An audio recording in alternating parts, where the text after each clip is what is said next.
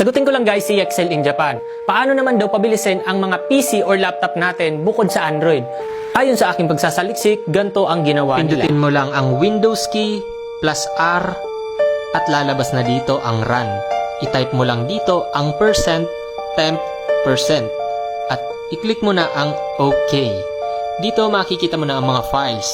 Control A mo lang yan at i-delete mo lahat ng ito. Kasi ito ang nakakapagpabagal ng mga PC or laptop natin, itong mga temporary files na ito. Delete. Next, click mo lang ang Control, Shift, and Escape at lalabas ito guys.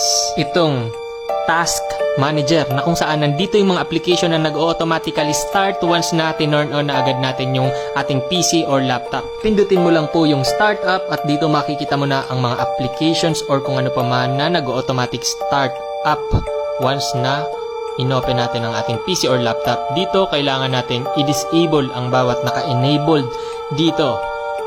Ayan, i-disable natin lahat.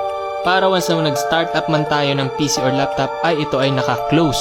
Itong mga software na to ay automatic itong naka-start up sa ating PC or sa background. Dahilan na rin ng pagbagal ng ating mga PC or laptop.